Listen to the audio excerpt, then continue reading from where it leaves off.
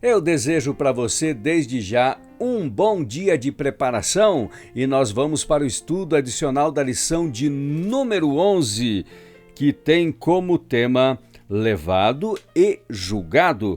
E nós teremos o primeiro texto que vamos ler no nosso estudo adicional, vem da meditação, nossa alta vocação, do dia 28 de outubro. E o tema é cuidado com a autoconfiança.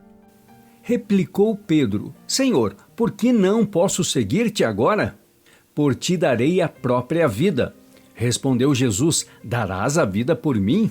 Em verdade te digo que jamais cantará o galo antes que me negue 3 vezes. João 13, versos 37 e 38. Justamente antes da queda de Pedro, Cristo lhe disse: Simão, Simão, eis que Satanás vos pediu para vos cirandar como trigo. Lucas 22, 31. Quão verdadeira era a amizade do Salvador por Pedro, quão compassiva sua advertência, mas causou ressentimento. Presunçosamente, Pedro declarou confiante que ele jamais faria aquilo contra que Cristo advertira.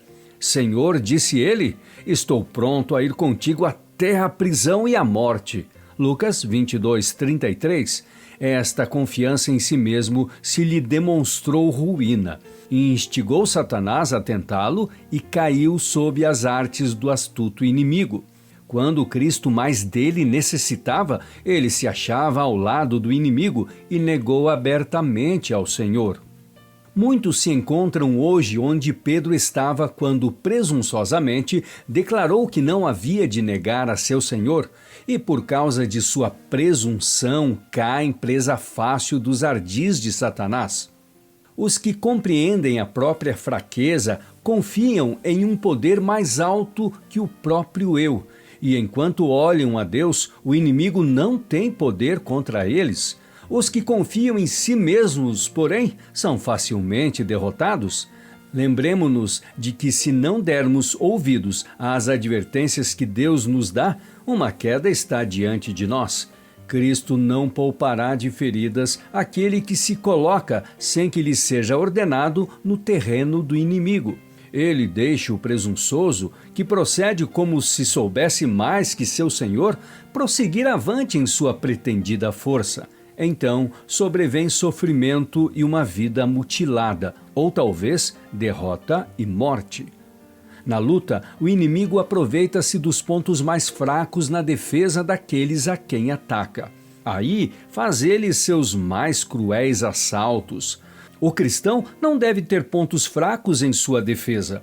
Deve estar entrincheirado pelo apoio que as Escrituras dão ao que está fazendo a vontade de Deus. A pessoa tentada alcançará a vitória caso siga o exemplo daquele que enfrentou o tentador com as palavras "está escrito". Pode resistir seguramente na proteção de um assim diz o Senhor. E o segundo texto vem do belo livro O Desejado de Todas as Nações. Vamos pegar apenas um trecho desse texto sugerido, que vai das páginas 573 até 579, e o tema é Judas, o traidor. A história de Judas apresenta o triste fim de uma vida que poderia ter sido honrada por Deus. Judas tinha naturalmente grande amor ao dinheiro, mas não fora sempre bastante corrupto para praticar um ato como esse. Alimentara um mau espírito de avareza até que se lhe tornara um motivo dominante na vida.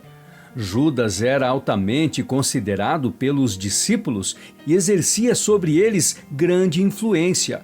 Tinha em elevada estima as próprias aptidões e considerava seus irmãos como muito inferiores a si no discernimento e na capacidade.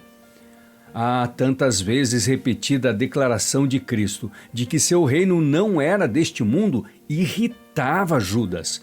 Estabeleceram um limite de espera à obra de Jesus. Em seus cálculos, João Batista devia ser libertado da prisão, mas eis que foi permitido ser ele degolado. E Jesus, em vez de afirmar seu direito real e vingar a morte de João, retirou-se com os discípulos para um lugar no campo. Judas queria uma luta mais agressiva.